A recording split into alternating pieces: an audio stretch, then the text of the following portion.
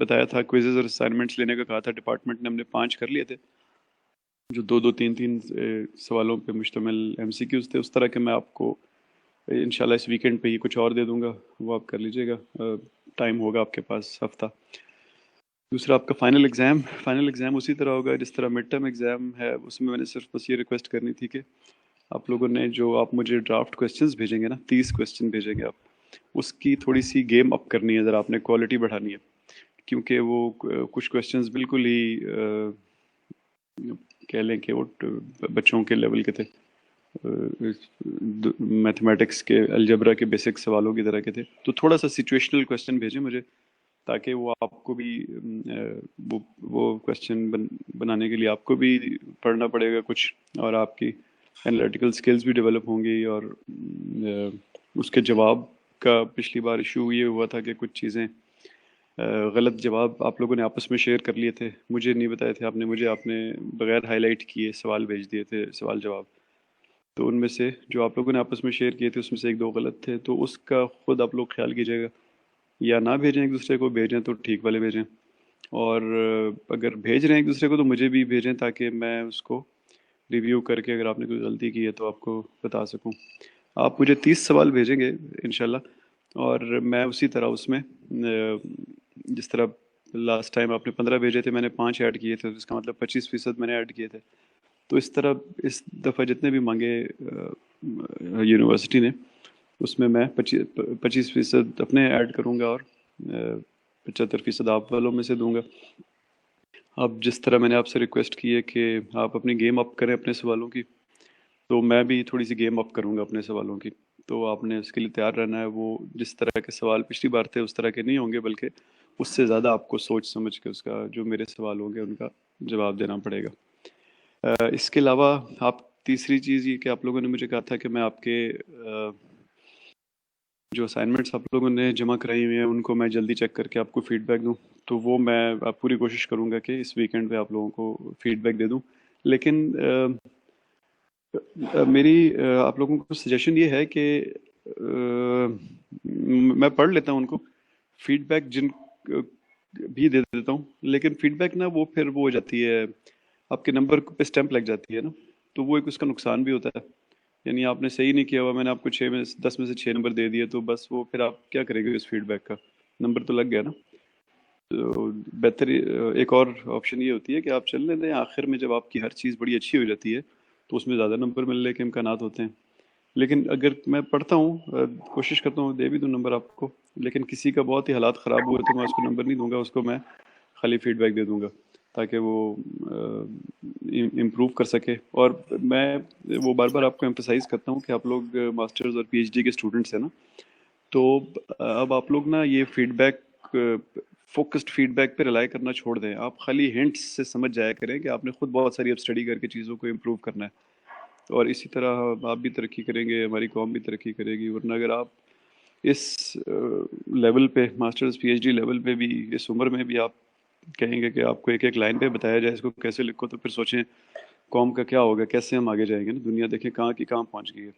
تو خود اپنے اندر عادت ڈالیں کہ ایک چھوٹی سی ہنٹ لیں اور اس کے بعد اپنا ڈیٹیل میں ریسرچ کریں. دنیا بھری پڑی ہے، انٹرنیٹ بھرا پڑا ہے بیسٹ پریکٹسز سے، کس طرح سے یہ کام ہوتے ہیں.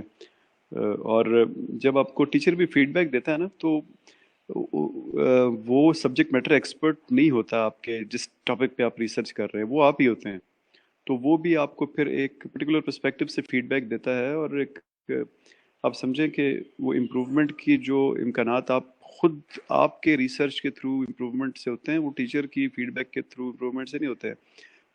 کیونکہ یہ انسانی نیچر ہے کہ آپ کو میں نے اگر بتا دیا نا کہ یہ 4 چیزیں ٹھیک کرو، پھر آپ 5ویں چیز پہ جائیں گے نہیں، آپ انہیں 4 چیزوں پہ چمٹے رہیں گے، ان کو ٹھیک کر کے مجھے دے دیں گے، یہ لو تم نے کہا تھا میں نے ٹھیک کر دیا. تو وہ اس میں سے وہ لرننگ کا پروسیس جو ہے وہ اس کی کہہ لیں کہ میم ہو جاتا ہے، اس کے ہاتھ پاؤں ٹوٹ جاتے ہیں. تو لیکن اینی وے میں I'll do it، میں کچھ نہ کچھ کر دوں گا اس کا. چلتے ہیں جی آگے. یہ پہلی والی پریزنٹیشن دیکھتے ہیں. میں نے آپ کو بتایا کہ یہ جو ہمارا آپ لوگوں کو نظر آ رہی ہے پریزنٹیشن، ہے نا ماشل؟ نظر آ رہی ہے. اچھا جی.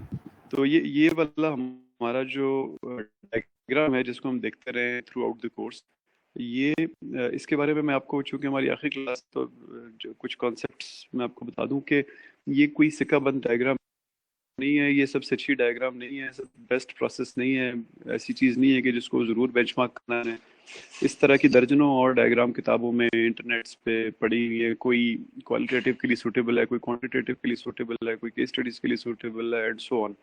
तो इसको खाली आप समझें कि एक स्टार्टिंग पॉइंट रखें अपने लिए। मैंने जैसे आपको बताया कि मैं इस चीज़ को भी और अपनी सब चीज़ों को, जब भी कोई थीसिस होती है, कोई मेरा स्टूडेंट, उसको कोई इशू आता है, तो मैं इन चीज़ों को इम्प्रूव करता रहता हूँ। तो ये भी हो सकता है कि मैं अगले कोर्स में जब ये डायग्राम पढ़ाऊँ तो उसकी शक्ल कुछ और हो। तो आप लोगों ने इसको खाली एज स्टार्टिंग पॉइंट लेना है और आगे अपना जहाँ जहाँ आपको डिपार्चर की ज़रूरत है ज़रूर डिपार्चर करें इससे। ये कोई वो नहीं है, बाइबल नहीं है, आप इससे डिपार्चर भी कर सकते हैं। अब इसके एक एक स्टेप को देखते हैं। मैंने अब जैसे बताया कि इसकी की चीज़ें खाली मैं आपको बताऊंगा। तो ये जो पहला है, find, understand and define the topic. एक बड़ा चैलेंज स्टूडेंट्स को आता है कि टॉपिक मिले कहाँ से ना। तो वो ये, अब चूंकि पहले ज़माने में तो ये होता था कि टॉपिक एक्चुअली प्रॉब्लम होता था, उस वजह से ही लोग उस पर रिसर्च करते थे। लेकिन अब जो चीज़ें कमर्शलाइज हो गई हैं, हर एक ने एमएस थीसिस करनी है, हर एक ने, बहुत ज़्यादा लोगों ने पीएचडी करनी है, तो वो एक पुल पुल सिस्टम के बजाय पुश सिस्टम शुरू हो गया है। यानी बजाय इसके कि प्रॉब्लम्स रिसर्च को अपनी तरफ खींचे, अब रिसर्च प्रॉब्लम्स को अपनी तरफ खींच रही है। तो फिर ये थोड़ा सा डिस्टॉर्शन है, जिसकी वजह से सोर्स अब ऐसे बनते हैं कि एक रिसर्च ग्रुप बने हुए हैं, वो किसी चीज़ पे रिसर्च कर रहे हैं यूनिवर्सिटीज़ में, आप भी उनके साथ शामिल हो जाए, उनका एक छोटा सा पार्ट ले लें, वहाँ से आपको मिल जाता है टॉपिक। हिस्ट्री के प्रॉब्लम तो है ही हैं, उनको भी आप देख सकते हैं। इसी तरह जब आप लिटरेचर पढ़ते हैं तो थ्योरेटिकल गैप्स आपको नज़र आते हैं जिनको आप फिल कर सकते हैं, और लिटरेचर के अंदर नॉन थ्योरेटिकल गैप्स भी होते हैं जहाँ पे लिखते हैं लोग अपने पेपर के आखिर में कि फ्यूचर रिसर्च क्या होगी, वहाँ पे देखें, वहाँ से आपको टॉपिक मिल जाएंगे सुपरवाइजर से, डिपार्टमेंट से अप्रूव करवा के। ये आपके कुछ सोर्सेज हो सकते हैं जिनसे आप आगे बढ़ते हैं पीएचडी में। सबसे जो सेफ, सबसे ज़्यादा पब्लिशेबल तरीका है, वो तरीका है आपके रिसर्च ग्रुप्स का और आपके प्रीवियस स्टडीज़ का। दूसरा है जी फाइंड रिसर्च टॉपिक, यानी उसी वो जो आपने किया, तो उसमें अपने अपने आप से बड़े बड़े दो सवाल पूछने हैं कि जो आपने टॉपिक ढूंढा है, ये एक्चुअली रिसर्चेबल है भी कि नहीं। ये मतलब कहने का मतलब ये है कि आपके कॉन्टेक्स्ट में जितना आप रिसर्च कर सकते हैं, जितने पैसे हैं आपके पास, जितना टाइम है, जितने टूल्स हैं, आप रिसर्च कर सकते हैं कि नहीं। और दूसरा, क्या जिस टॉपिक पे आप रिसर्च कर रहे हैं वो लोगों को भी इसमें इंटरेस्ट है या खाली आपका ही इंटरेस्ट है। रिसर्च कम्युनिटी का इंटरेस्ट नहीं होगा तो वो बाद में फिर आपके लिए पब्लिशिंग के वक्त बड़ा सीरियस प्रॉब्लम हो जाएगा। फिर अपने टॉपिक को जस्टिफाई करना है। आपने जस्टिफाई करने में दो बड़ी चीज़ें हैं। पहली चीज़ ये है कि आप लोगों को बताएं कि आपकी रिसर्च उनके लिए वैल्यू ऐड करेगी। तो बताना है आपने कि किसके लिए क्या वैल्यू ऐड करेगी। कोई इंडस्ट्री की वैल्यू है, कोई थियोरेटिकल वैल्यू है, कोई आपको प्रॉब्लम मिला हुआ है, फंडिंग मिली हुई है, उसको हल करने की वैल्यू है। तो एक वो जस्टिफाई करना है आपने, और दूसरा नॉवल्टी जस्टिफाई करनी है। नॉवल्टी का मतलब कि ये काम एटलीस्ट आपके पर्टिकुलर कॉन्टेक्स्ट में पहले नहीं हुआ, इसलिए आप इसको कर रहे हैं। इसके बाद आप अपने टॉपिक को रिफाइन करते हैं। रिफाइन करने का मतलब है कि आप जो आपके टॉपिक में एक फ्रेज है, कुछ वर्ड्स हैं, उनको क्लैरिफाई करते हैं। ये इस वक्त रिफाइन करने का मतलब सिर्फ आप अपने लिए रिफाइन कर रहे हैं, यानी आप बहुत ज़्यादा सोचें उस पर कि क्या यही वर्ड है जो जो मेरे उस आइडिया को एक्सप्रेस कर रहा है जो मैं रिसर्च करना चाहता हूँ। क्या यही कंटिन्यूटी ऑफ फ्रेज है, इसमें वर्ब एडजेक्टिव्स इधर ही लगने चाहिए जिधर लगे हुए हैं, क्योंकि मुख्तलिफ लोगों के लिए मुख्तलिफ अल्फाज के मुख्तलिफ मतलब होते हैं ना, मुख्तलिफ तरह फ्रेज करने के मुख्तलिफ मतलब होते हैं।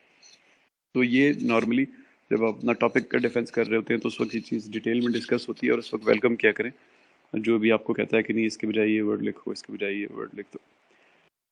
फिर आप अपने टॉपिक को रिसर्च क्वेश्चंस में कन्वर्ट करते हैं। अब रिसर्च क्वेश्चन में कन्वर्ट करना, ये ज़रा इंपॉर्टेंट चीज़ है, शायद सबसे क्रिटिकल चीज़ है। जब आप अपने टॉपिक को आगे तोड़ना शुरू करते हैं तो वो अपने जहन में रखना है कि जब भी कोई इशू, कोई प्रॉब्लम रिसर्च का भी और वैसे भी लाइफ में आता है ना, तो आपको उसके बारे में बस कुछ ही चीज़ें पता होती हैं, बहुत सारी चीज़ें नहीं पता होती। और आपको ये भी नहीं पता होता कि आपके वो चीज़ें नहीं पता। समझ रहे हैं कि एक तो ये है कि उसमें फ़र्ज़ करें 50 वेरिएबल हैं, तो आपको 10-15 का पता होता है, اور آپ کو یہ بھی نہیں پتا ہوتا کہ باقی 35 ہیں بھی، یعنی آپ کو ان کی ایگزسٹنس کا ہی نہیں پتا ہوتا. سم ٹائمز ایگزسٹنس کا پتا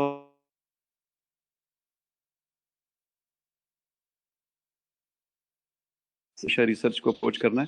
آپ اسکالر ہیں، لمیٹڈ ہے، ہیوملٹی ہے آپ کے اندر، لیکن جتنی سمجھ آ گئی ہے اس کے اندر سے میں پورے ڈھونڈنے کی کوشش کروں گا. جتنے ویریبل ہیں، جیسے دنیا پوری آپ نے دیکھا اللہ تعالیٰ کا اسکیم بھی ایسی ہے نا کہ ویسے ہی چلاتا ہے وہ دنیا کو. آپ کو کل پتہ چلتا ہے کہ آلو کھانے سے دل کا مرض ہوتا ہے، 3 دن بعد پتہ چلتا ہے نہیں جی وہ تو گھی کھانے سے ہوتا ہے، 6 سال بعد پتہ لگتا ہے نہیں وہ تو روسٹڈ چکن کھانے سے ہوتا ہے، اینڈ سو آن. تو ویریبلز آتے رہتے ہیں، جاتے رہتے ہیں. تو اس وقت جو نون نالج ہوتی ہے اس کے مطابق آپ کوشش کریں کہ جتنے نون ویریبلز ہیں وہ سارے کے سارے آپ ان کو ایک بار اپنے گرفت میں لے آئیں، اور پھر بیچ میں تیار رہیں کہ ایک اور ویریبل بھی آ جائے گا، ایک اور ویریبل بھی آ جائے گا، اور آج نہیں تو کل نہیں تو پرسوں کوئی آپ کی ریسرچ کو غلط بھی ثابت کر دے گا. تو اس اینگل کے ساتھ آپ نے ایک فش بون ڈائیگرام ٹائپ بنانے کی کوشش کرنی ہے کہ یہ میرا پرابلم ہے، اینڈ پہ اس کے پیچھے پیچھے یہ شاخیں نکل رہی ہیں، اس شاخ کی یہ شاخ نکل رہی ہے. تو آپ کے پاس پھر ایک ویریبلس کے لیے ایک اسٹرکچر سا بن جائے گا جس سے آپ آگے اپنے ریسرچ کوشچنس تک پہنچ سکیں گے. جب آپ ریسرچ کوشچن ایک یہ فی الحال ہم رف ریسرچ کوشچن کی بات کر رہے ہیں، یعنی یہ فائنلائزڈ ریسرچ کوشچنس کی بات نہیں ہے. تو آپ جب ایک فش بون ڈائیگرام سے بنا لیں گے، پھر آپ کچھ ہائپوتھسز بنانے کی کوشش کرتے ہیں. ہائپوتھسز، یہ جو پورے کا پورا ڈبہ ہے ہائپوتھسز کا اور پھر آپریشنل ڈیفینیشنز کا اور سیمپلنگ پلان کا، یہ کہہ لیں کہ وہ ہمارا کنسیپچل فریم ورک ہے جس میں ہم ایروز کے ساتھ ویریبلس کو کنیکٹ کرتے تھے. تو اس میں آپ نے جو پیچھے فش بون ڈائیگرام بنائی، اس میں سے آپ نے فیصلہ کرنا ہے کہ آپ وہ کون سے ویریبلز ہیں جن کو آپ نے ریسرچ کریں گے، جو آپ کی تھیسس کا پارٹ ہوں گے.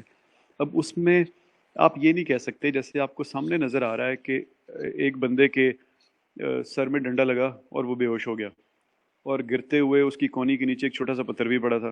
تو آپ کہیں گے کہ آپ یہ نہیں کہہ سکتے کہ میں ریسرچ کروں گا کہ پتھر کا بے ہوشی سے کیا تعلق ہے. نہیں، آپ نے وہ ڈنڈے کو ضرور ذہن میں رکھنا ہے، یعنی بڑے فیکٹر کو کبھی نہیں چھوڑنا آپ نے. آپ یہ نہیں کہہ سکتے کہ میری تھیسس چھوٹی ہے، میرے پاس ٹائم کم ہے، اس لیے میں نے 15 میں سے 2 فیکٹر چوز کیے ہیں اور وہ چھوٹے چھوٹے فیکٹر ہیں. نہیں، ایسا نہیں کرنا آپ نے بڑے فیکٹرز کو کبھی اگنور نہیں کرنا. نون فیکٹرز جو آپ کے پاس تھے ان میں سے بڑا شوڈ ٹیک پریورٹی. ہاں البتہ کسی اسپیشلسٹ کیس میں، یعنی آپ کو پتہ ہے کہ بڑے پہ تو فلانا ریسرچ کر رہا ہے، میں چھوٹے پہ کر رہا ہوں، تو آپ پھر بڑے کو کنٹرول کر کے چھوٹے کو اپنا ٹاپک بنائیں گے. کنٹرول کا مطلب کہ پھر اس میں ویریشن نہیں ہونی چاہیے.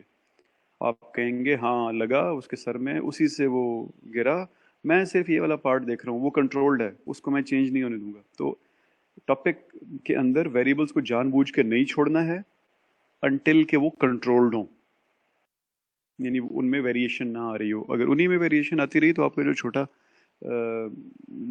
ہے اس کے تو اثرات سمجھ نہیں آئیں گے آپ کو آؤٹ پٹ کے اوپر. پھر اس کے اندر آپ نے ہم نے نل ہائپوتھسز، آلٹرنیٹ ہائپوتھسز سمجھی تھی. پھر ہم نے کنسٹرکٹس کا کانسیپٹ سمجھا تھا. کنسٹرکٹ ہوتے ہیں ویریبلز اور کنسٹرکٹس میں بہت سارے کیسز میں کوئی فرق نہیں ہوتا، لیکن کچھ کیسز میں ایک کنسٹرکٹ میں ایک سے زیادہ ویریبل ہو سکتا ہے. کچھ کیسز میں ایک ویریبل، 2 ویریبلس کی ریلیشن شپ میں ملٹیپل کنسٹرکٹس ہو سکتے ہیں جب آپ کو ڈائریکشن صحیح نہیں پتہ ہوتی. اور پھر اس طرح یہاں پہ ہم نے ایک امپورٹنٹ چیز ٹائپ 1 اور ٹائپ 2 ایرر پڑھی تھی. ٹائپ 1 ایرر کا مطلب یہ ہے کہ نل ہائپوتھسز کو ریجیکٹ کر دینا جبکہ وہ ٹھیک تھی، اور ٹائپ 2 اس کا اپوزٹ ہے. اب اس کے بارے میں ہم آخر میں تھوڑی سی ڈسکشن کریں گے. یہ بیسیکلی فلا کہہ لیں کہ ماڈرن ریسرچ میتھڈالوجی کا ہے کہ آپ کو ایک سرٹن لیول آف ایرر جو ہے وہ برداشت کرنا پڑتا ہے یہ پروسیس استعمال کرتے ہوئے. پھر اس کے بعد تھی آپریشنل ڈیفینیشنز. آپریشنل ڈیفینیشنز کا مقصد یہ تھا کہ ہر ویریبل کو اس طرح ڈیفائن کیا جائے کہ ہر جو بھی اس کو پڑھے اس کو وہی سمجھ آئے جو آپ کہنا چاہتے ہیں، آپ بھی وہی سمجھ رہے ہوں اور وہ بھی وہی سمجھ رہا ہو. اور دوسرا، جب آپ اتنا کلیئرلی ڈیفائن کر لیتے ہیں تو پھر آپ کو آسانی ہوتی ہے اس کے لیے میجرز بنانے کی، یعنی آپ اس ویریبل کو میجر کیسے کریں گے وہ بنانا آپ کے لیے آسان ہوتا ہے. جب آپ یہ کر لیتے ہیں پھر اس کے بعد آپ پلان بناتے ہیں کہ آپ نے جو ویریبلس کے لیے میجرز سلیکٹ کیے تھے ان میجرز پہ ڈیٹا کیسے کلیکٹ کریں گے. تو اس کے اندر دو چیزیں آپ نے دیکھنی ہوتی ہیں. پہلی چیز سیمپلنگ پلان. سیمپلنگ پلان کا مطلب کہ آپ کس ٹائپ کی سیمپلنگ کریں گے. رینڈم کریں گے, نان رینڈم کریں گے, اپنے دوستوں سے پوچھیں گے خالی. ان کے اندر بہت ساری ٹائپس ہیں. اب کچھ کتابیں کچھ اس طرح سجیسٹ کرتی ہیں کہ random sampling is the king. وہی سب سے اچھا طریقہ ہے, وہی اس سے ہی سب سے اچھے رزلٹ آتے ہیں. ایسا ہے نہیں. اب میں نے پریکٹیکلی یہی دیکھا ہے کہ رینڈمنس جو ہے وہ تو بالکل وائلڈ ہوتی ہے. وہ اب آپ کہیں کہ میں اسلام آباد میں 2 رینڈم بندوں کی ہائٹ دیکھوں گا, 20 رینڈم بندوں کی ہائٹ دیکھوں گا اور فیصلہ کروں گا کہ اسلام آباد کے لوگ کتنے لمبے ہوتے ہیں. اب یہ تو بالکل ہی بیکار بات ہے نا. وہ رینڈمنس میں آپ کے سامنے بونے آ گئے یا مائیکل جارڈن کی طرح کے لوگ آ گئے, پھر کیا کریں گے آپ؟ وہ تو آپ کی ساری ریسرچ خراب ہو جائے گی نا. تو رینڈمنس جب بھی آپ رینڈم بھی کر رہے ہو نا تو ہمیشہ بہت تھاٹفلی اور take it with a pinch of salt. جب تک آپ کو سبجیکٹ میٹر ایکسپرٹیز نہیں ہوتی ہے تو رینڈمنس بہت خطرناک ہو سکتی ہے. اور رینڈمنس جو ہے اس کے کچھ یہ اسٹیٹس کی ڈیٹیلز ہیں, لیکن صرف آپ کو ایک جو میں سمری دے رہا ہوں تو ڈیٹیل بتا رہا ہوں, ذہن میں رکھیے گا کہ رینڈم نمبرز جنریٹ کرتے ہوئے بھی جو انجنز یوز ہوتے ہیں نا, جیسے مونٹی کارلو ہے, جیسے لیٹن ہائپر کیوب ہے, ان کے پیچھے تھیوریز بالکل ڈفرینٹ ہیں. وہ ایک جو ہے وہ ایبسلیوٹلی رینڈم کرتا ہے. یعنی آپ اپنے ذہن میں ایک نارمل کرو لائیں تو نارمل کرو کے لیفٹ سائڈ کے بالکل کونے سے ایک نمبر نکالے گا اور آپ کو کہے گا یہ رینڈم نمبر ہے. آپ اس کو کہیں گے ایک اور نکالو تو عین ممکن ہے کہ وہ اس کے ساتھ والے کو نکال کے آپ کو اگلی بار کہہ دے کہ یہ لو یہ بھی رینڈم ہے. یہ ہمارے پاس مونٹی کارلو میتھڈ کا یہ طریقہ ہے. جو لیٹن ہائپر کیوب ہے وہ اس کا یہ طریقہ ہے کہ وہ اس کرو کو 10 15 20 50 جتنے بھی آپ چاہیں گے اتنے سیگمنٹس میں ڈیوائڈ کر دیتا ہے, اور جب تک ہر سیگمنٹ سے ایک نہیں آتا تب تک وہ اس سیگمنٹ کو ریٹرن نہیں کرتا. اب آپ اس کے بارے میں سوچ سکتے ہیں کہ یہ ایک اور لمیٹیشن ہے, کیونکہ یہ اگر ہم کلاسیکل ڈیفینیشن دیکھیں رینڈمنس کی تو یہاں پر رینڈمنس ختم ہو جاتی ہے. رینڈمنس ہے ہی نہیں, کیونکہ وہ جس سے ایک بار اس نے نکال لیا اب اگلی 20 بار اس میں جانے کا کوئی چانس ہی نہیں اس سے نکلنے کا. تو یہ تو رینڈمنس کی ڈیفینیشن کے خلاف ہے. تو رینڈمنس کو بھی ذرا تھوڑا سا اپنے سبجیکٹ ایکسپرٹیز کے ساتھ دیکھنا ہے. اور پھر ایتھکس. سیمپلنگ جب آپ کر رہے ہوتے ہیں تو سیمپلنگ کرتے ہوئے آپ ہوتے ہیں اور آپ کا اللہ آپ کے سامنے ہوتا ہے, تو وہاں پہ آپ نے ان لوگوں کا بھی خیال کرنا ہوتا ہے جن سے آپ ڈیٹا اکٹھا کریں گے, اور ریسرچ کی جو سچائی ہے, حقانیت ہے, اس کا جو آپ نے ارادہ کیا تھا شروع میں کہ میں کسی سوال کا جواب دوں گا, اس کو بھی آپ نے اپنے سامنے رکھنا ہے. جب یہ آپ کر لیتے ہیں تو اس کے بعد کوشچنر ڈیزائن کرنے کی باری آ جاتی ہے. انسٹرومنٹ کہتے ہیں جس کو ہم, اس میں یا تو یہ ہو سکتا ہے کہ آپ کسی پرانی ریسرچ کا انسٹرومنٹ لے لیں, کوشچنر لے لیں. دیکھو پھر اس کی ویلیڈیٹی اور ریلائبلٹی پروف کرنے کی ضرورت نہیں ہے. لیکن اگر آپ نے اپنا بنایا یا پرانے میں امینڈمنٹس کی تو پھر آپ اس کی ویلیڈیٹی اور ریلائبلٹی کو پروف کرتے ہیں. آپ نے یاد رکھنا ہے کہ ویلیڈیٹی اور ریلائبلٹی جو ہے وہ کنسٹرکٹ وائز ہوتی ہے. یعنی وہ نہ آئٹم وائز ہوتی ہے, یعنی ایک کویسچن کی نہیں ہوتی ہے, وہ گروپ آف کویسچنس کی ہوتی ہے, کنسٹرکٹس کی ہوتی ہے. اور نہ ہی وہ پورے کویسچنر کی ہوتی ہے, وہ صرف کنسٹرکٹس کی ہوتی ہے. تو جب میں آپ سے کہہ رہا ہوں کہ کسی اور کا لے لیا یا اپنا بنا لیا, جب کسی اور کا پورا کنسٹرکٹ اٹھا لیتے ہیں پھر بھی دیٹ از گڈ انف. آپ کو ضرورت نہیں اس کی ریلائبلٹی یا ویلیڈیٹی پروف کرنے کی. اگین سبجیکٹ میٹر ایکسپرٹیز آپ کے پاس ہوگی تو شاید آپ کہیں کہ نہیں میں کرنا چاہتا ہوں, لیکن جنرلی ضرورت نہیں ہوتی ہے. جب آپ ویلیڈیٹی اور ریلائبلٹی پروف کر لیتے ہیں پھر اگلا یہ ہوتا ہے کہ آپ ڈیٹا اکٹھا کرنا شروع کریں, اس کو انالائز کریں اور اس سے کنکلوژنس ڈرا کریں. اس میں آپ بہت سارے اسٹیٹسٹیکل ٹیسٹس کرتے ہیں ڈپینڈنگ آن دا ڈسٹریبیوشن. جیسے اگر آپ کا ڈیٹا نارملی ڈسٹریبیوٹیڈ ہے تو پھر یہ منٹ ایپ وغیرہ کا ہر ٹیسٹ آپ کے لیے یوزفل ہے, یا ایس پی ایس ایس کا یا آر کا یا جو بھی آپ اسٹریٹا وغیرہ جو بھی یوز کر رہے ہیں. کیونکہ زیادہ تر میتھمیٹیکل ٹیسٹ جو ہیں وہ نارمل گاؤزین ڈسٹریبیوشن پہ بیسڈ ہیں, لیکن کچھ ٹیسٹ ایسے بھی ہیں جو دوسری ڈسٹریبیوشنس پہ نان نارمل پہ بھی بیسڈ ہیں. تو آپ نے جب بھی آپ کوئی بھی ٹیسٹ سلیکٹ کرتے ہیں ریسرچ کے لیے تو یاد رکھنا ہے کہ پہلے دیکھنا ہے کہ آپ کی ڈسٹریبیوشن وہی ہے جس کے لیے یہ ٹیسٹ ڈیزائنڈ ہے یا نہیں. یہ ایک سوال ہے. اور میں نے دیکھا ہے بہت سارے اسٹوڈنٹس جو ہیں وہ اپنے ڈیٹا پہ ایسے ٹیسٹ کر رہے ہوتے ہیں جو ان کے ڈیٹا کے لیے ویلڈ ہی نہیں ہوتا.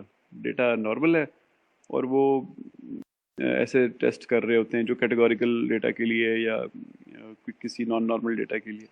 تو یہ آپ نے ہر ٹیسٹ کے بارے میں یہ دیکھنا ہے کہ بے شک انٹرنیٹ پہ ایزی طریقہ ہوتا ہے لکھتے ہیں is it for appropriate for normal data, آپ کو آگے سے وہ جواب دے دے گا.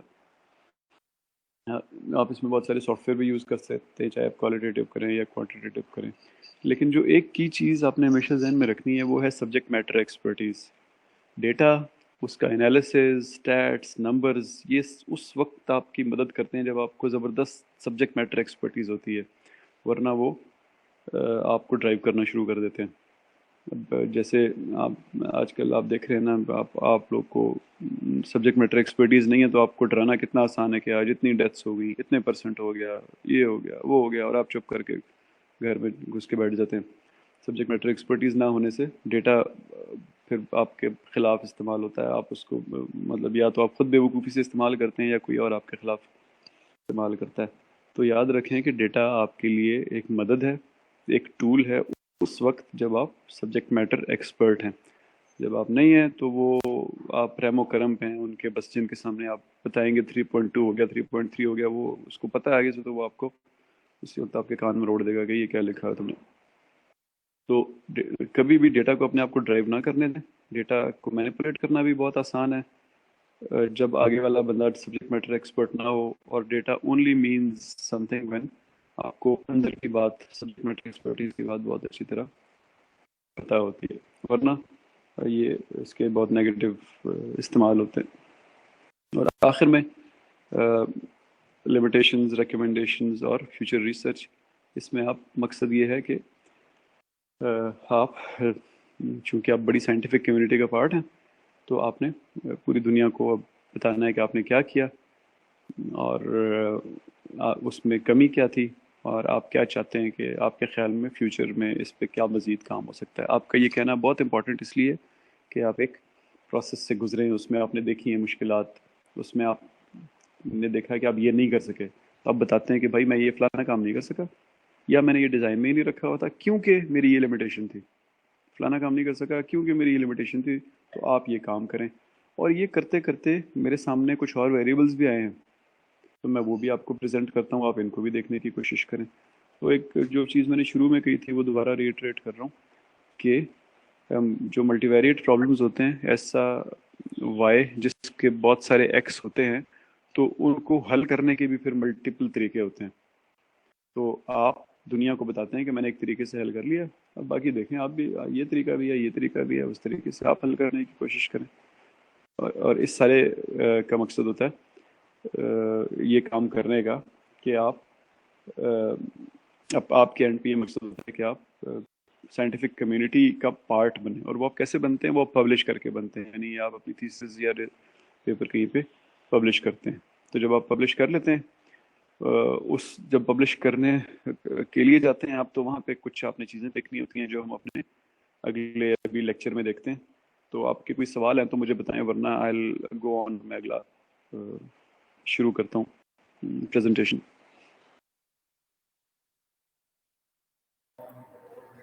سر ایک کوشچن ہے, سبمیشن جو ڈیٹ ہے ریسرچ پیپر کی وہ کب ہے سر؟ ہاں وہ مجھے نا آئی ہیو نو پرابلم, میں جو مجھے آخری دن دے گی نا یونیورسٹی, چونکہ فی الحال وہاں سے کوئی شور شرابہ نہیں ہے, تو میں بھی آپ کو کوئی ڈیٹ نہیں دے رہا, آپ لوگ جتنا پالش کر سکتے ہیں کریں. آئی ٹرائی کہ میں ایٹ لیسٹ یہ سارا مہینہ تو آپ کو ضرور دوں, جو جون کا پورا مہینہ ہے نا, یہ میں آپ کو ضرور دوں کیونکہ آپ اس کو امپروو کرتے رہیں. لیکن انلیس کہ کوئی یونیورسٹی سے کمپلشن نہ آئی, لیکن اگر کمپلشن آتی بھی ہے تو میں آپ کو انشاءاللہ بہت ایڈوانس میں بتاؤں گا. تو آپ لوگ اپنے ذہن میں رکھیں 30 جون. ٹھیک ہے, تو 30 جون تک ہم اس کی سبمیشن کرائیں گے سر پیپر کی, ایوری تھنگ جو بھی اینڈ تک جتنا بھی آپ نے بتایا. جی بالکل, اس میں میں امید کرتا ہوں کہ آپ نا ہاں امپروو کرنے کی کوشش کریں گے بہت زیادہ. چلو انشاءاللہ سر, تھینک یو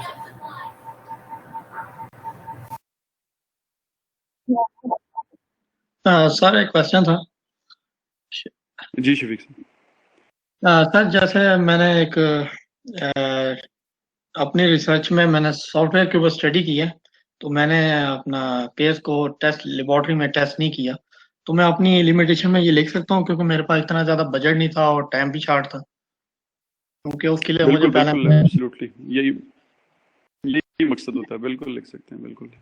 ٹھیک، تھینک یو.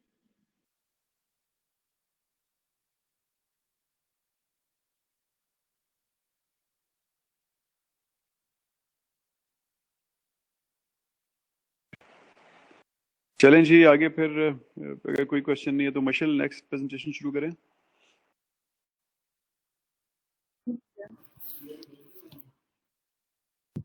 سر میں نے ایک بات پوچھنی تھی کہ جی ہمارے سارے کورس میں کتنے پرسنٹ سر ہمارا ریسرچ پیپر اس کی ویٹیج ہے؟ مشل ایک منٹ پلیز.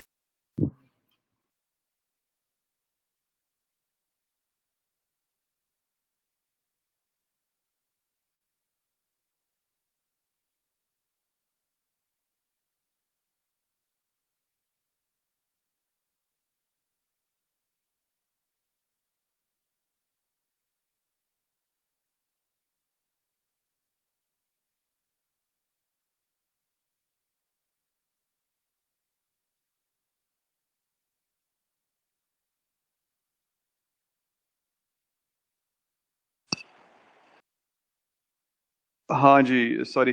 تو آپ کا سوال یہ تھا کہ ہمارے فائنل گریڈز میں پروجیکٹ کا کتنا پارٹ ہے نا. تو دیکھیں ایک تو جو سرکاری طریقہ ہے نا اس کے مطابق 30% پارٹ ہے آپ کا، لیکن ہمارا یہ کورس اس طرح ڈیزائنڈ ہے کہ آپ کی اسائنمنٹس بھی ساری پروجیکٹ کی تھی. ایسا ہی ہے. جی تو اس سے پھر یہ 10-15% اور بڑھ جائے گا. سر.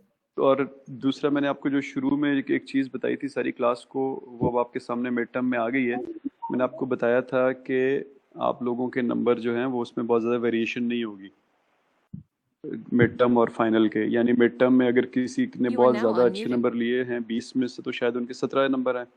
ایک شاید سائمہ کے 18 نمبر ہیں، باقی سب کے 17 میکسیمم ہیں. اور جن کے کم نمبر ہیں ان کے بھی 14 15 13 نمبر ہیں. تو ویریشن نہیں ہے. اسی طرح فائنل میں بھی مور اور لیس ایسا ہی ہوگا. تو آپ کے پروجیکٹ کے مارکس تو 40-45% ہوں گے، لیکن جو گریڈز میں ویریشن آئے گی وہ خالی اس کی وجہ سے آئے گی. تو آپ سمجھ گئے آپ لوگ نا کہ مڈ ٹرم میں چونکہ سب کے نمبر ایک ہی جیسے ہیں، فائنل میں بھی ایک ہی جیسے ہوں گے، تو جو گریڈ ڈیسائیڈ ہوں گے وہ پروجیکٹ کی وجہ سے ہوں گے. تو بہت دھیان دینا ہے اپنے پروجیکٹ پہ.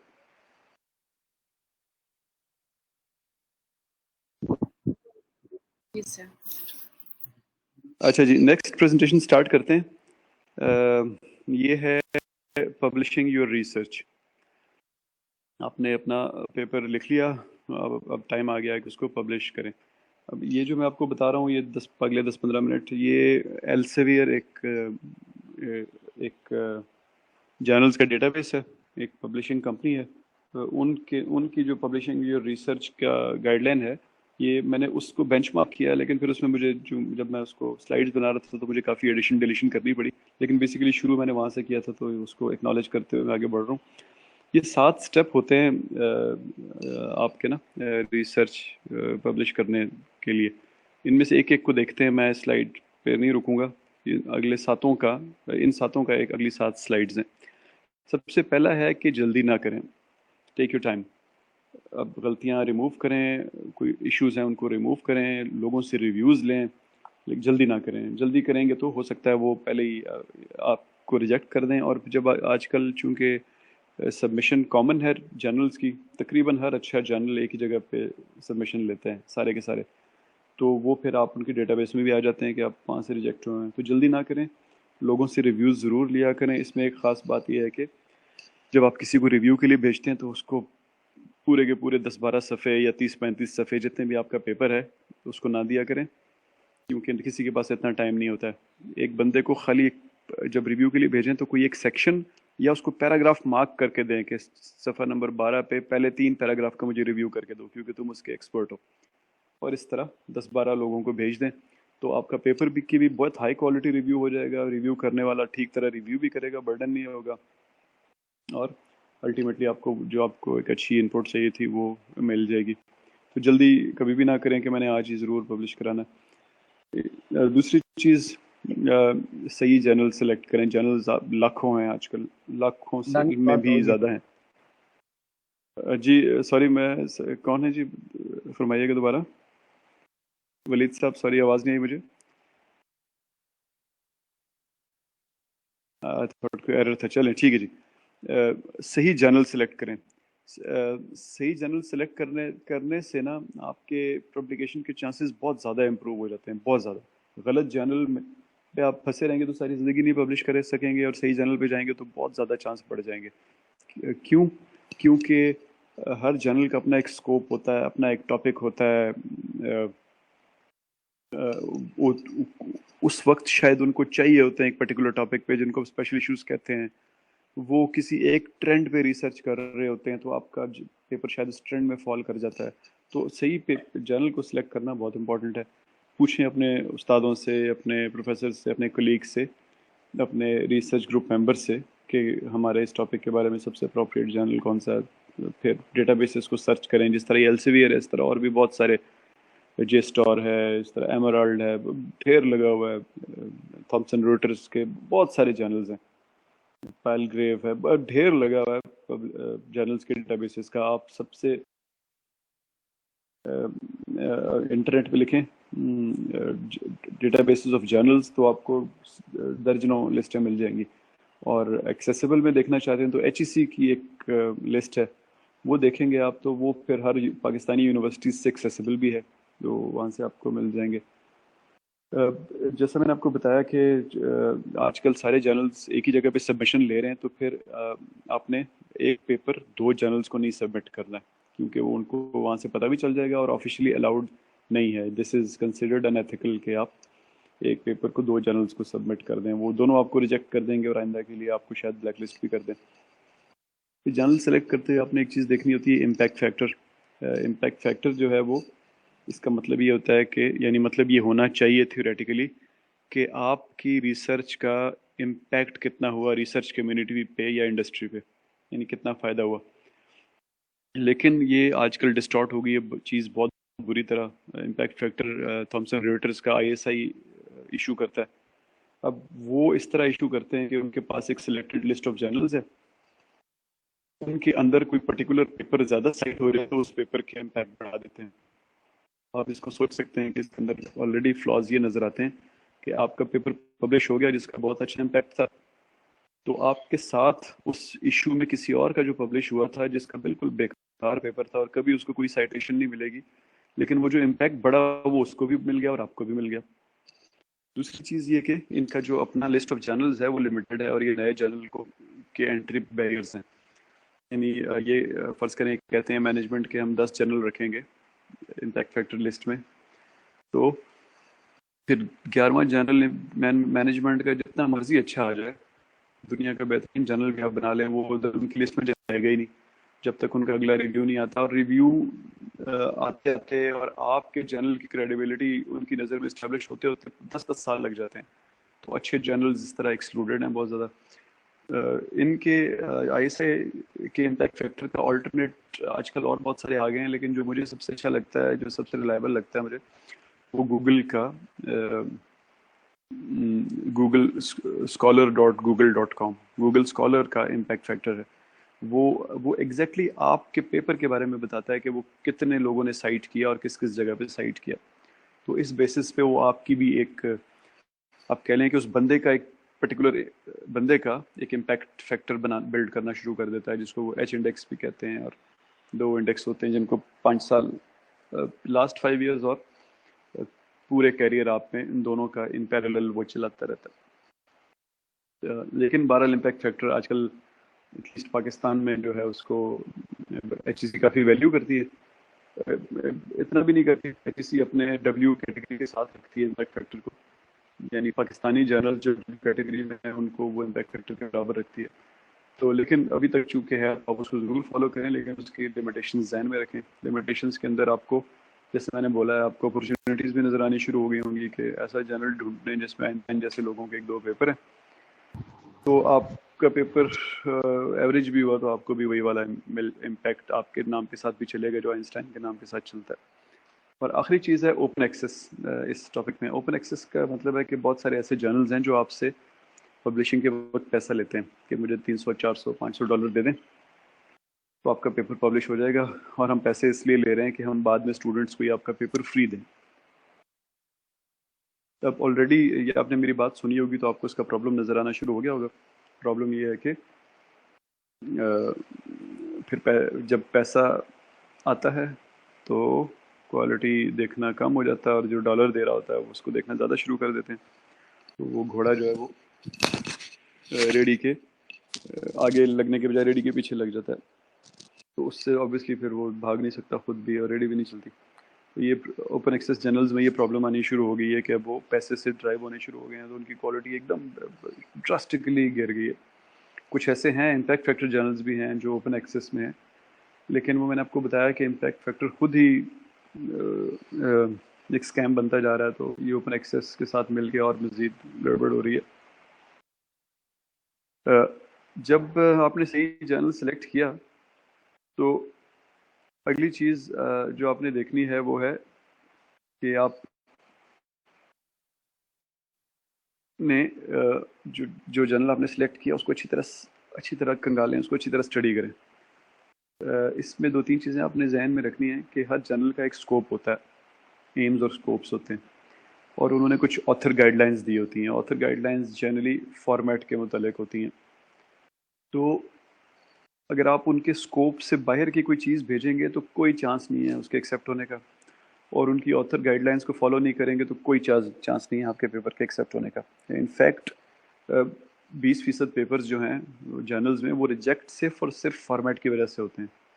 جو ایڈیٹوریل سٹاف ہوتا ہے وہ آپ کا فارمیٹ دیکھ کے ہی آپ کا پیپر ریجیکٹ کر دیتا ہے, کیونکہ ان کے پاس آپ کو پتہ ہے سینکڑوں پیپرز آ رہے ہوتے ہیں, ان کے پاس اتنا ٹائم بھی نہیں ہوتا. نارملی یہ آنرری پوزیشنز ہوتی ہیں, آر ایز ہوتے ہیں, ریسرچ اسسٹنٹس ہوتے ہیں جو یہ کام کر رہے ہوتے ہیں, تو ان کو یہ سمجھ لیں کہ ان کی پیز بھی بہت زیادہ نہیں ہوتی, تو وہ پھر اتنا زیادہ ٹینشن بھی نہیں لیتے آپ کے پیپر کی.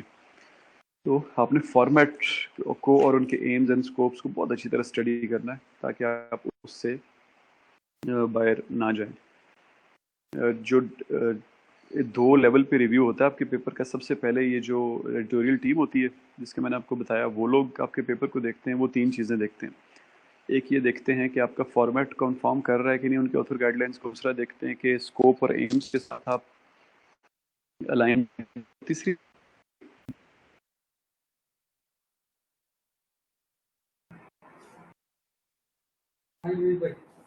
واپس پھینک دیں گے. تو ان 3 چیزوں سے جب آپ پاس ہو جاتے ہیں تو وہ پھر ریویورز کو آپ کا پیپر بھیج دیتے ہیں. ولید صاحب میں آپ کو میوٹ کر رہا ہوں. تو یہ ریویورز کو آپ کا پیپر وہ بھیج کوئی کہہ دیتے ہیں کہ وہ ریجیکٹ ہو گیا. اس کے بعد جی اگلی چیز ہے آپ کے پیپر کا ٹائٹل اور ایبسٹریکٹ. زیادہ تر لوگ ایڈیٹوریل ٹیم اور ریویورز بھی وہ سب سے پہلے آبویسلی آپ کا ٹائٹل دیکھتے ہیں اور آپ کا ایبسٹریکٹ دیکھتے ہیں. تو یہ ٹائٹل کے بارے میں زیادہ بات کرنے کی ضرورت نہیں ہے, لیکن یہ ہم نے چونکہ اپنے ریسرچ ٹاپک میں اس کے بارے میں بہت بات کی ہے کہ ریسرچ کی ہیڈنگ کیا ہونی چاہیے.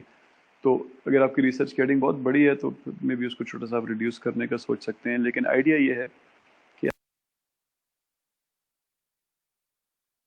چاہیے ایبسٹریکٹ جو ہے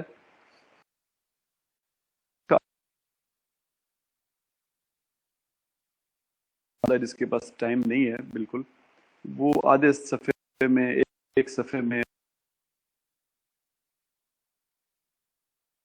اس کے اندر کچھ چیزیں یہاں سامنے لکھی ہوئی ہیں, جیسے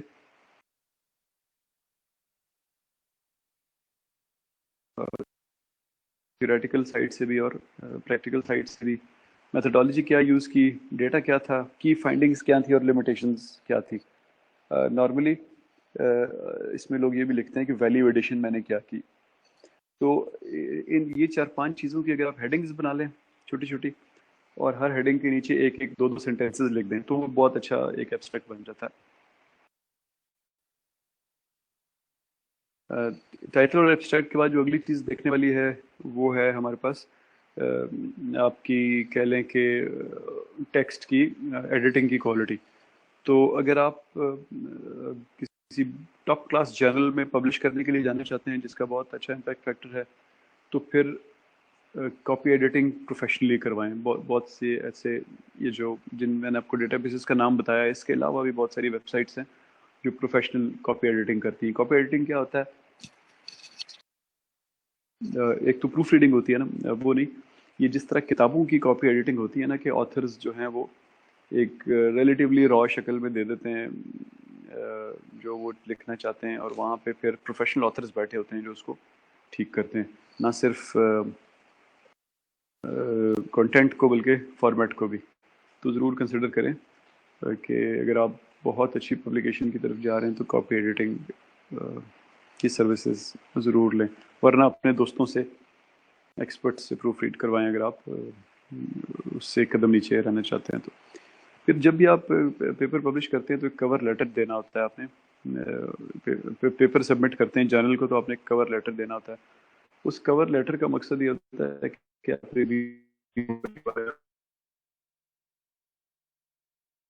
تو آپ نے الگ سے لکھا, ایبسٹریکٹ تو اس نے وہ الگ سے پڑھے گا. یہاں پہ آپ نے 3 چیزیں اس کو بتانی ہے, بلکہ 4 چیزیں بتانی ہے. سب سے پہلے آپ کی پیپر کا مین تھیم کہ یہ ہے کس بارے میں. یہاں پہ آپ کے پاس اپرچونٹی ہوتی ہے کہ آپ یہاں پہ اس کو لنک کریں جرنل کے اسکوپ اور ایم کے ساتھ, اور مے بی جو آج کل کرنٹ ایشوز چل رہے ہیں ان کے ساتھ. پھر دوسری یہ 1-2 لائنوں میں آپ کریں گے. پھر ناولٹی کے بارے میں آپ بات کرتے ہیں کہ جو میں نے کام کیا یہ پہلے نہیں ہوا, یا ایٹ لیسٹ میرے کانٹیکسٹ میں پہلے نہیں ہوا. اگین اس کو بھی آپ 1-2 لائنوں میں بات کرتے ہیں. پھر آپ اس کو ٹارگٹ جرنل کے ساتھ لنک کرتے ہیں. یہ سمجھ لیں کہ پہلے اور دوسرے کا ایک کے ساتھ الائنڈ ہے, یہ امیلگمیٹڈ ہے, یہ چیز ان کے اندر سے ہی نکلتی ہے. اور چوتھی چیز وہ یہ کہ یہاں پہ آپ ایکنالج کریں کہ ان لوگوں کو جنہوں نے آپ کے پیپر کو پڑھا اور آپ کو فیڈ بیک دی. لمبی لسٹ نہیں, 1-2 لوگ 3 لوگ خالی جنہوں نے واقعی آپ کے پیپر کو امپروو, فائنل ورژن کو امپروو کرنے میں آپ کی ہیلپ کی. یہ بتاتا ہے پڑھنے والے کو کہ یہ ایک ایتھیکل بندہ ہے, اور یہ بندی ہے, اور یہ ایتھکس کا بھی خیال رکھتی ہے. تو کور لیٹر کا مطلب یہ سمجھ لیں کہ امپریس کرنا ہوتا ہے ریویور کو کہ میں نے ایک اسٹرانگ تھیم کے ساتھ ایک نیا آئیڈیا دیا ہے جو جرنل کے کانسیپٹ کے ساتھ بھی الائنڈ ہے, اور میں ایک ایتھیکل بندہ بھی ہوں. اور فائنلی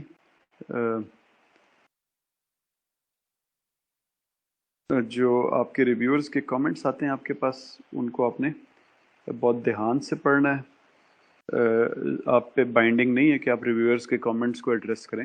آپ ان کو یہ بھی کہہ سکتے ہیں کہ آپ کے جو کامنٹس ہیں تھینک یو, بہت شکریہ, اچھے ہیں, لیکن میں نے اس وجہ سے وہ چیز ایسے لکھی ہے, تو میں آپ کے کمنٹ کو ایڈریس کروں گا تو میرا پیپر کا وہ پھر فلو نہیں رہے گا, یا وہ چیز نہیں رہے گی جو میں دینا چاہتا ہوں. لیکن سجیسٹڈ یہی ہوتا ہے کہ آپ ان کے ریویورز کے کمنٹس کو ایڈریس کر دیں. پہلے کوشش کریں پوری کی پوری طرح کریں, نہیں تو کم از کم پارشلی ضرور کر دیں. اور ایک ڈاکومنٹ بنائیں چھوٹی سی, جس میں ایک طرف اس کے کمنٹس لکھے ہوں ایک کالم میں, اور دوسرے کالم میں آپ لکھیں کہ آپ نے اس کے لیے کیا کیا اپنے پیپر کو امپروو کرنے کے لیے. اگر جیسا میں نے شروع میں کہا کہ آپ اس سے ایگری نہیں کرتے تو بی ویری ہمبل, بہت تھاٹفلی کہیں پہ don't slip it on his face کہ تم نے یہ صحیح ریویو نہیں کیا, بلکہ اس کو بہت تمیز سے بتائیں کہ اس کی بات بالکل ٹھیک ہے, لیکن وہ آپ کے کانٹیکسٹ میں اس کو اکوموڈیٹ نہیں کیا جا سکتا. اچھا جی, فائنلی یہ ہماری آخری سلائڈ تھی, تو میں آپ کو بس اب اس سبجیکٹ کے بارے میں ایک اپنی کنکلوڈنگ تھاٹس دینا چاہتا ہوں ریسرچ میتھڈالوجی کے بارے میں. ریسرچ میتھڈالوجی جو ہے وہ ہم نے شروع میں پڑھا تھا کہ اس کا مقصد بڑا سمپل ہے. مقصد یہ ہے کہ آپ نے پڑھنے والے کو سمجھانا ہے کہ آپ نے لاجیکل طریقے سے ریسرچ کی, بیچ میں فلا کوئی نہیں تھا, اس لیے آپ کی فائنڈنگز قابل اعتبار ہیں. صرف اتنی سی بات ہوتی ہے, لیکن obviously the dual is in the detail. ساری چیزیں جو ہم نے پڑھی وہ اس کی ڈیٹیل تھی, لیکن یہ بڑا مقصد جو ہے نا, یہ کبھی آپ کی نظر سے اوجھل نہیں ہونا چاہیے. ریسرچ میتھڈالوجی کا مقصد ہے کنونس کرنا پڑھنے والے کو کہ آپ نے اچھے طریقے سے ریسرچ کی، کوئی لوپ ہولز نہیں چھوڑے، اور آپ کی بات پہ، آپ کے آؤٹ کم پہ اعتبار کرنا چاہیے اس کو. اب اگین اس کے اندر آپ کہیں پہ آپ دیکھیں بہت ساری چیزیں یوز کر رہے ہوتے ہیں نا، کہیں ریسرچ کویسچن، ہائپوتھیسز، اب دونوں وہ ہیں اوور لیپنگ چیزیں. تو پھر اسی طرح آپ یعنی اگر آپ نے ہائپوتھیسز کر لی تو ریسرچ کویسچن کی ضرورت نہیں ہے، ریسرچ کویسچن کر لیا تو ہائپوتھیسز کی ضرورت نہیں ہے. اگر آپ نے بیک گراؤنڈ لکھ دیا تو اسکوپ کی ضرورت نہیں ہے، آپ نے ایم لکھ دیا تو آبجیکٹیو کی ضرورت نہیں ہے. تو میں نے دیکھا ہے اسٹوڈنٹس جو ہیں وہ ہر چیز بھر بھرا کے پہلے لکھا ہوگا بیک گراؤنڈ، پھر لکھا ہوگا اسکوپ، پھر لکھا ہوگا آبجیکٹیوز، پھر لکھا ہوگا ایم، پھر لکھا ہوگا گولز، ہر ایک کے نیچے کئی پیراز لکھ دیتے ہیں. وہ تھاٹ فل نہیں رہتے ہیں اس میں. تو جب آپ اس طرح کی چیزیں کرتے ہیں تو پڑھنے والا بھی نا وہ دیکھتا ہے کہ یار یہ تو اس نے فیلنگ ایک اپروچ رکھی ہوئی ہے کہ پیپر کس طرح بھرنا ہے. تو تھاٹ فل رہا کریں اپنی پیپر لکھتے ہوئے، اسٹیپ وائز اس کو بتائیں کہ یہ پرابلم تھا، اس میں مجھے یہ کویسچن نظر آیا، اس کو میں نے اس طرح ریفائن کیا جس سے میرے یہ ویریبل بنے، اب میرے سامنے ہائپوتھیسز یہ ہیں. اگر ہائپوتھیسز نہیں لکھنا چاہتے تو لکھ دیں کہ میرے ریسرچ کویسچنز یہ ہیں. پھر اس کو بتائیں کہ اس کویسچنز کے اس ویریبل کو میں ایسے میجر کروں گا، اس کو ایسے میجر کروں گا، میرے خیال میں ان کا ابھی ایسے لگ رہا ہے کہ ایسا رشتہ ہے، لیکن وہ دیکھیں گے ڈیٹا مجھے بتائے گا رشتہ ہے کہ نہیں رشتہ. پھر میں اس انسٹرومنٹ کو یوز کرتے ہوئے یہ ڈیٹا اکٹھا کروں گا. یہ انسٹرومنٹ بڑا اچھا انسٹرومنٹ ہے، اس کی ویلیڈیٹی ایسے پروو کرتا ہوں میں، ریلائبلٹی ایسے پروو کرتا ہوں. پھر ڈیٹا اکٹھا کریں، ڈیٹا آپ کے پاس آ گیا تو اس کا انالیسس شروع کریں اور اس کے بیسس پہ اس کو بتائیں کہ میرے پاس بہت اچھی سبجیکٹ میٹر ایکسپرٹیز ہے، مجھے پتہ ہے میں کیا کام کر رہا ہوں، اور یہ ڈیٹا میرے پاس آیا ہے. ڈیٹا میں دیکھنے سے تو ایسا لگ رہا ہے لیکن میں سبجیکٹ کو جانتا ہوں یہ ایسا ہے نہیں، اس سے لگ رہا ہے کہ رینڈمنس پرابلم ہے. پھر ڈیٹا میں مجھے یہ چیز نظر آئی ہے، میں اس کو کنفرم کرتا ہوں کیونکہ پریکٹیکلی بھی ایسا ہی ہو رہا ہے. اسی طرح جو میں نے شروع میں آپ کو ریلیشن شپس بتائے تھے، پڑھنے والے کو آپ نے بتائے تھے، آپ ان کو بتاتے ہیں کہ یا میں ان کو کنفرم کر رہا ہوں یا ریجیکٹ کر رہا ہوں، اور آخر میں بتا دیں کہ بھائی یہ میں نے کام کیا تھا، آگے کسی نے کام کرنا ہے تو اس چیز کو دیکھ لے. تو اس طرح ایک لاجیکل یہ جو بڑی پکچر ہے، بڑی لاجیکل پکچر ہے نا، اس کو اپنی نظروں سے کبھی نہ اوجھل ہونے دیں، ورنہ آپ یہ نیٹی گریٹیز میں پھنس جائیں گے اور وہاں پہ آپ ایک دم پتہ چلے گا 4.3 آنا تھا، اوہ 4.2 آ گیا، اب کیا کریں، اب چلیں اس کی بجائے یہ کر دیتے ہیں. تو جو آپ کرنا چاہتے تھے وہ کہیں اور رہ جاتا ہے اور آپ وہ نمبروں کی گیم میں پتہ نہیں کہاں کے کہاں نکل جاتے ہیں، اور آخر میں جو چیز نکلتی ہے وہ جس کے لیے آپ نے ریسرچ شروع کی تھی. دوسری چیز میں آپ لوگوں کو یہ بتانا چاہتا ہوں کہ جو ریسرچ میتھڈالوجی ہے یہ ویسٹ کی فرنگیوں کی نالج نہیں ہے، یہ پیور اسلامک نالج ہے جو شروع بھی اسلام سے ہوئی تھی اور فلرش بھی اسلام میں ہوئی، اور ابھی تک اس کے جو بیسٹ بینچ مارکس ہیں، ایپیٹمیز ہیں، وہ اسلامک نالج کے اندر ہی ہیں. جیسے یہ آپ کے سامنے میں نے جسٹ ایک ایگزامپل کے طور پہ ایک یہ سلائیڈ بنائی ہے، ہماری آخری سلائیڈ ہے، علم حدیث کی ویلیڈیٹی کیسے پروو کی جاتی ہے، وہ اس کی میں نے ایک سلائیڈ بنائی ہے آپ کے لیے. اب اس کو ڈیٹیل میں آپ کو نہیں بتاؤں گا، آپ جو میں نے ویڈیو اپلوڈ کی اس کو دیکھ لیجیے گا، لیکن ایک چیز میں بس امفسائز کرنا چاہوں گا کہ یہ کوئی وہ نہیں ہے، ایک کہہ لیں کہ پبلش نالج نہیں ہے. یہ میں جتنا مجھے تھوڑا بہت پتا تھا میں نے اس کے حساب سے بنائی. میں نے ایک حدیث کے پروفیسر صاحب کو بھی دکھائی، انہوں نے پہلے ویو میں اس کو اوکے کر دیا. پھر اس کے بعد 1-2 میٹنگز اور میرے ساتھ ہوئی ہیں، مزید بھی ہوں گی انشاءاللہ. تو اس کو میں ریفائن کر کے کوشش کروں گا اگلے کورس میں مزید لوگوں کو اس کے بارے میں ڈیٹیل بتاؤں. بڑی بات یہ ہے کہ جو آپ کو لیفٹ سائڈ پہ 5 ڈبے نظر آ رہے ہیں، یہ انٹرنل ویلیڈیٹی پہلے پروف کی جاتی ہے حدیث کی، یعنی جو حدیث کا متن ہے دیکھا جاتا ہے کہ وہ قرآن کو بھی کنفارم کر رہا ہے، کس جگہ کر رہا ہے، کہیں کنفلکٹنگ تو نہیں ہے. پھر سنہ کو کنفارم کرتا ہے، کس جگہ کرتا ہے، کہیں کنفلکٹنگ تو نہیں ہے. پھر لاجک کو کنفارم کرتا ہے، کہیں کنفلکٹ تو نہیں ہے.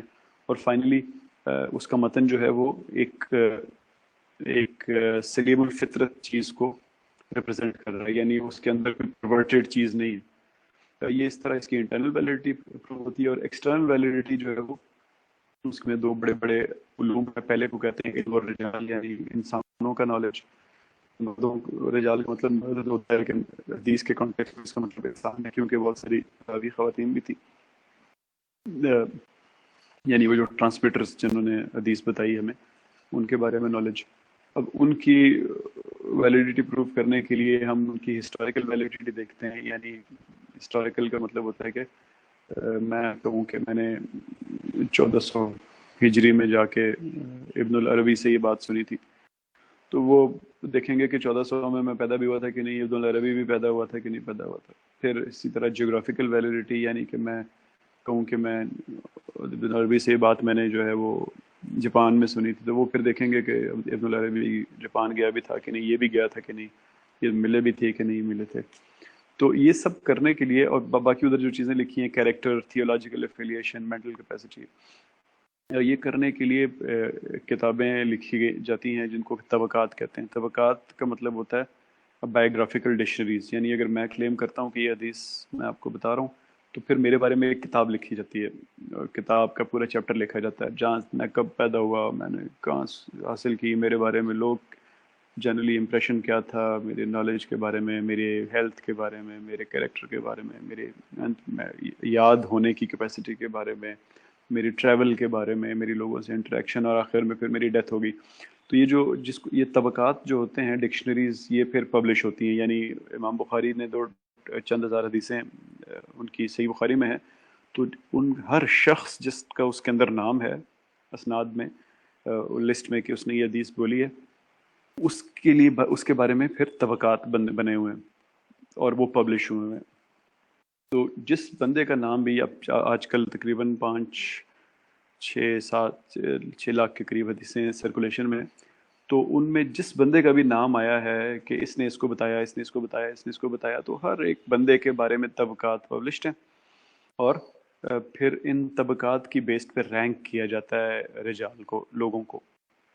جو ٹاپ کلاس کے لوگ ہوتے ہیں بالکل کلیئر کہ یہ ہاں یہ اس وقت یہاں تھا بھی, زندہ بھی تھا, اس بندے سے ملا بھی تھا, دونوں کی ملنا لائکلی ہوڈ بھی تھا, یہ ہائی کریکٹر کا بندہ ہے, یہ کہیں وہ تھیولوجیکل افیلیشن اس کی ٹھیک ہے, اور اس کا دماغ بھی اس وقت بالکل ٹھیک تھا جس کے بارے میں یہ بات کر رہا ہے, تو اس کو ٹاپ کیٹیگری میں رکھتے ہیں. اسی طرح 12 کیٹیگریز بنتی ہیں, نیچے وہ لوگ آتے ہیں جن پہ شک ہوتا ہے. یہ ہو گیا علم الرجال.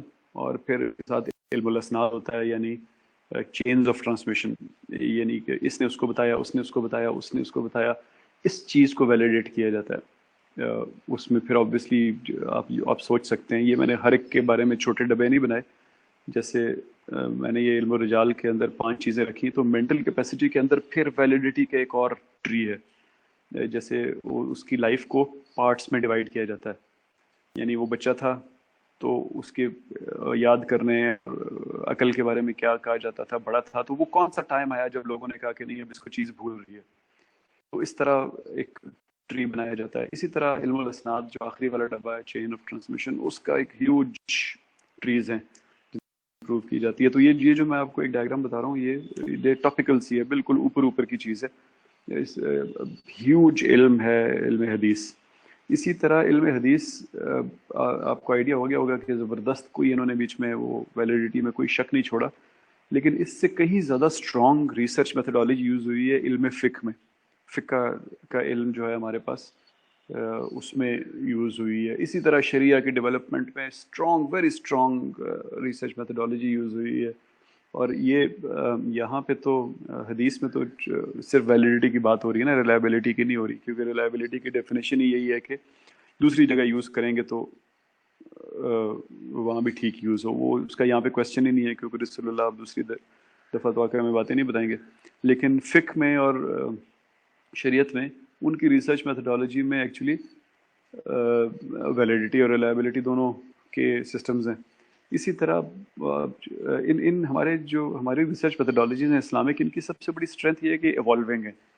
اس میں ہیوملٹی ہے. سارے جو ہمارے بزرگ تھے جنہوں نے یہ سارے کام کیے, وہ بڑے ہمبل قسم کے لوگ تھے. وہ امام بخاری اور امام ابو حنیفہ, ایون جو سخت لوگ امام مالک وغیرہ تھے, وہ بھی اپنی بات شروع کرنے سے پہلا سینٹنس یہ بولتے تھے کہ یہ میرا اوپینین ہے, پسند نہیں آئے تو اٹھا کے باہر پھینک دینا, دیوار پہ مار دینا, کھڑکی سے پھینک دینا. ہر ایک کے اپنے اپنے ورڈز ہوتے تھے. تو اس سے پھر ایک ٹریڈیشن پیدا ہوئی کہ ان کی بات کو کوشچن کیا جاتا تھا, امپروو کرنے کی کوشش کی جاتی تھی. تو اور اب ایسی سچویشن آ گئی ہے کہ اب ہمارے پاس کمپیوٹرز ہیں, سب کچھ ہے, تو اب اور چیزیں ریفائن ہو رہی ہیں. آج کل 2-3 گروپس ہیں جن کو میں جانتا ہوں, ادھر اسلام آباد میں بھی ایک ہے جو کہ کمپیوٹرائز کرنے کی کوشش کر رہے ہیں ان ساری نالج کو.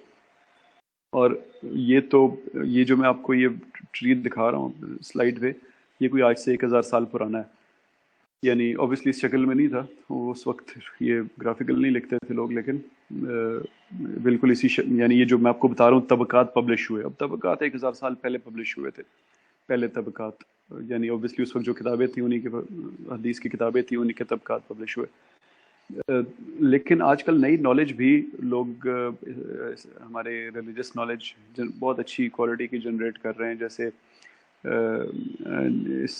قرآن کے بارے میں، قرآن کے اندر جو اسٹیٹسٹیکل چیزیں جو ہمارے سامنے آئی ہیں نا، جو لوگ کہتے ہیں کہ 6666 یہ ہے تو زبر اتنا ہے تو زیر اتنا ہے تو پیش اتنا ہے تو لفظ اتنے ہیں، یہ بڑی ریسنٹ نالج ہے. یہ میرا خیال ہے ابھی اس کو 100 سال بھی نہیں ہوئے، حمید الدین فرائی صاحب نے یہ شروع کیا تھا، وہ چیز بہت ڈیولپ ہو گئی ہے، لوگ اس کو کوریلیٹ کرنے کی کوشش کر رہے ہیں.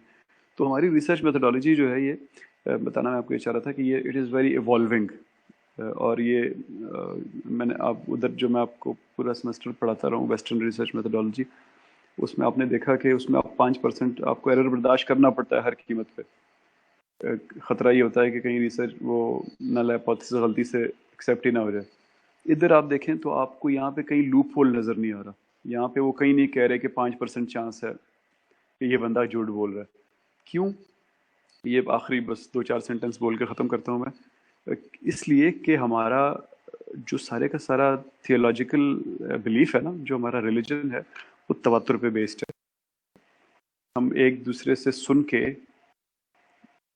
چیز آگے چلاتے ہیں. ایون مشکل سے مشکل حالات میں بھی رشیا میں تاتاریوں کے اندر حفاظ تھے، حافظ تھے، جنہوں نے قرآن کو پرزرو کیا، جنہوں نے سنہ کو پرزرو کیا، جنہوں نے حدیث کو پرزرو کیا. تو تواتر سے چلتا ہے ہمارا ریلیجن. اس کے اندر اگر ہم ایرر الاؤ کر دیں گے تو وہ پھر 1% بھی آپ کرتے ہیں نا، تو آپ ٹرین کی پٹڑی سمجھ لیں کہ بس 1 ڈگری بھی ادھر کر دیا تو 100 میل بعد وہ کراچی کے بجائے دلی پہنچ جائے گی.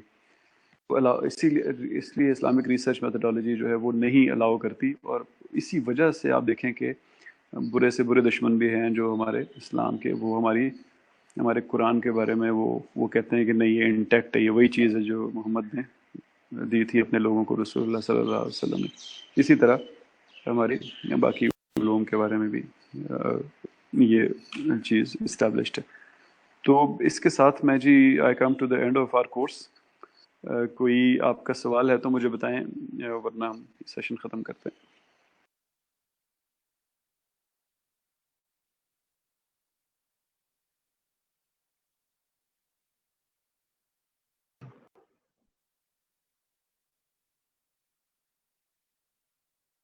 اچھا سر، ایک کوشچن ہے. جی جی. اچھا سر، ہماری جو اسائنمنٹس ہے نا ان کی گریڈنگ ہوتی ہے. ابھی آپ نے بیچ میں نا پالش کی بات کی، آپ 30 جون تک ٹائم ہے اور اس میں آپ اپنی چیز کو، اپنی اسائنمنٹس کو پالش کریں. تو اس میں سر یہ ہوتا تھا کہ آپ کی طرف سے جو ڈائریکشن اور کچھ کمنٹس آتے تھے نا، that much helpful for us. جس طرح میری اسائنمنٹ ایک ڈائریکشن میں جا رہی تھی، آپ نے مجھے سجیسٹ کیا کہ آپ جو ہے نا اس کو میٹا انالیسس کی طرف جائیں، کیونکہ کچھ ویریبل جو ہے نا آپ کے وہ نہیں میچ ہو پا رہے. دین آئی فالو دیٹ ڈائریکشن، اور اس میں میں نے اپنی انڈرسٹینڈنگ کے حساب سے، جس طرح آپ نے بتایا تھا کہ 10 آرٹیکل یا 10 بکس یا جو پڑھ کے اس کو اپنے اپڈیٹ کرتے جانا ہے. تو سر کوشچن یہ تھا کہ اس میں آپ کی طرف سے جو ڈائریکشن ہے، جو گریڈنگ ہے، وہ کافی امپورٹنٹ ہے اس کی پالش کے لیے.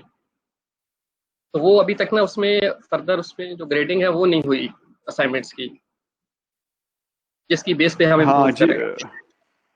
جی اس چیز کو ہم نے شروع میں ڈیٹیل میں ڈسکس کر لیا تھا، تو میں آپ کو وہ بتا دیتا ہوں ایک سمری سی. میں نے بتایا کلاس کو کہ میں آپ کو گریڈنگ بھیج دوں گا، لیکن ساتھ ساتھ یہ بھی بتایا ہے کہ اس سٹیج پہ گریڈنگ آپ کے لیے نقصان دہ ہوگی. چلیں جی آگے، کوئی اور سوال؟